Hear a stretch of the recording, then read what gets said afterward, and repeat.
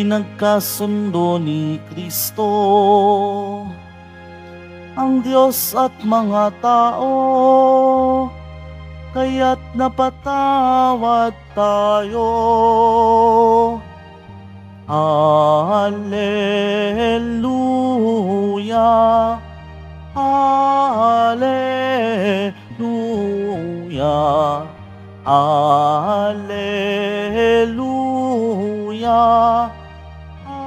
Alleluia.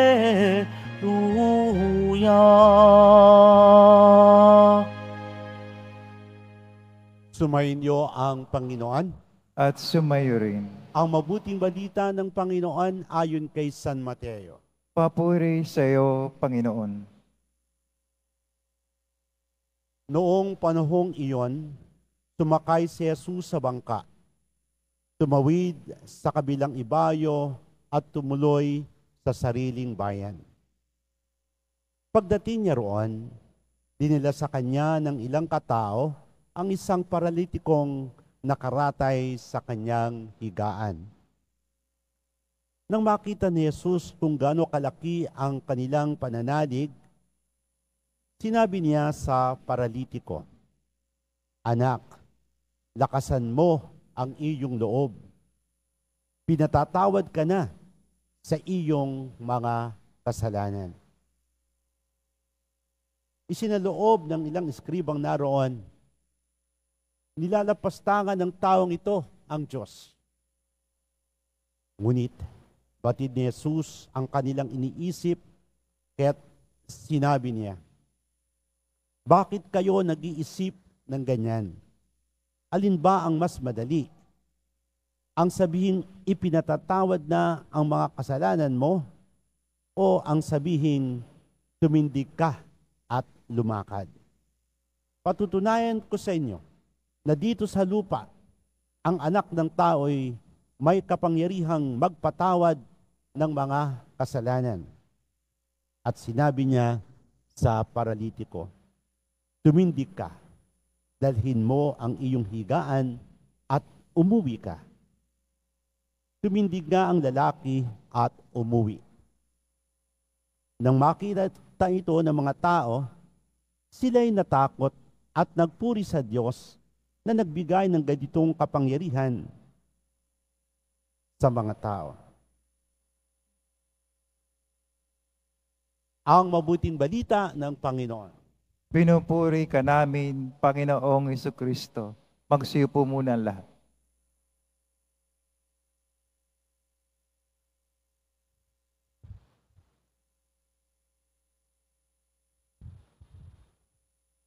Sa ngalan po ng kasama kong pari sa altar, si Father Felipe Pedraha mula po sa Sacred Heart Parish sa Cainta, Diocese ng Antipolo. Magandang umaga po sa inyong lahat. Ang bawat araw ay araw ng surprises. Naniniwala ba kayo? Ang bawat araw ay palaging mayroong sorpresa galing sa Diyos. Bakit po? Dahil ang ebanghelyo natin ay isang sorpresa para sa isang taong paralitiko. Ano po ang pinagmulan ng ebanghelyo? Si Jesus ay galing sa kaniyang bayang Capernaum na kanya ring nilakihan pagkatapos ng Nazaret. Pagpunta niya doon, walang naniniwala sa kaniya. Kaya siya ay umalis, sumakay ng bangka, pumunta sa kabilang pangpang.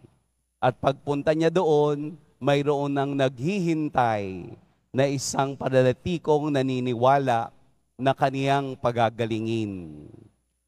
Kaya ang bawat araw para sa taong nangangailangan sa Diyos ay palaging sorpresa ng biyaya at pagpapala. Mayroon siyang hinihintay. Narinig niya ang pangalang Jesus na naririto. Kaya siya kasama ng kaniyang mga kaibigan ay naghintay sa isang sorpresang hindi nila ito kinakailangang gawin sa iba. Ito ang inaasahan nila na sa paglapit ni Jesus, mayroong mangyayari. Pero mayroong pong movement, mayroong galaw ang ating ebanghelyo. Una ay pagpapatawad ng kasalanan. Ikalawa ang paggaling. Nangangahulugan na noong panahong iyon, ang sakit ay kaakibat ng kasalanan. Kaya nagkakasakit ang tao dahil sa kasalanang kaniyang nagagawa. Kaya unang ginawa ni Jesus ay kapatawaran sa kasalanan ng taong ito. Kaya nga galit na galit ang mga eskriba at pariseo dahil sa autoridad ni Jesus na magpatawad ng kasalanan.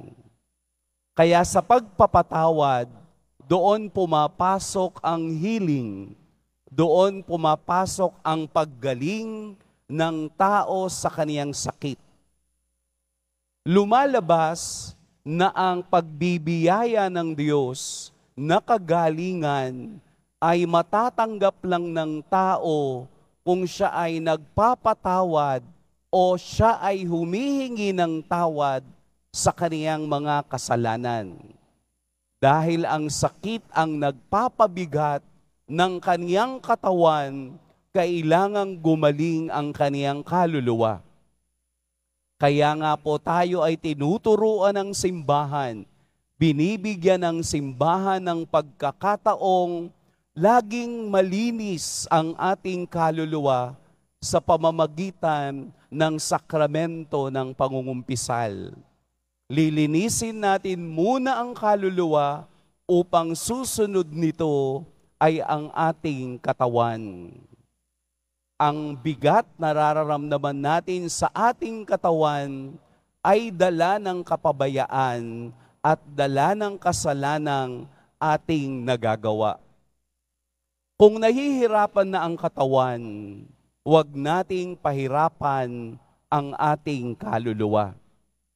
Lilinisin natin, paggagalingin ng Diyos anumang bigat ng kaluluwang iyan upang ang ating katawan ang makadama ng kaginhawahan.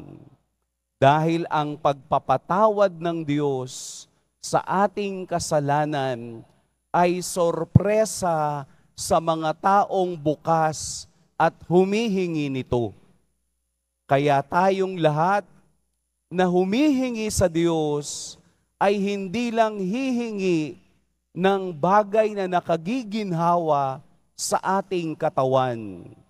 Bagkus lalo nating hingin sa Kanya ang nakagiginhawa sa ating kaluluwa. Kaya kung tayo ay handa, kung tayo ay bukas sa pagbibiyaya ng Diyos, iyan ay mangyayari dahil lumalapit tayo at naghihintay kay Kristo na siya nating hantungan at kaduluhan ng buhay. Kung papaanong ang paralitikong ito ay naniwala at tumingin kay Jesus, tayo ring lahat ay binibigyan ng pagkakataon upang matanggap natin ang sorpresa ng Diyos sa araw na ito. Tumingin tayo sa paglakad at paglapit ng ating Poong Jesus Nazareno upang makita natin ang paggaling ng ating katawan at ng ating kaluluwa. Totoo po na ang Diyos ay Diyos ng mga sorpresa. Sa bagay, oras at pagkakataon, hindi natin mahihintay ang Diyos na ito. Hayaan natin pong sorpresahin tayo ng Diyos. Pero sa Kaniyang pagsosorpresa, ihanda natin ang ating sarili, katawan at kaluluwa sa biyayang hindi magmamaliw, ang biyaya ng Kaniyang pag-ibig, ng awa at pagpapatawad. Kaya po tayo, mga Kristiyanong sumusunod sa Kanya, ay palaging handa anumang sorpresang gagawin niya sa araw na ito. Dahil ang sorpresa po ay biyaya ng Diyos.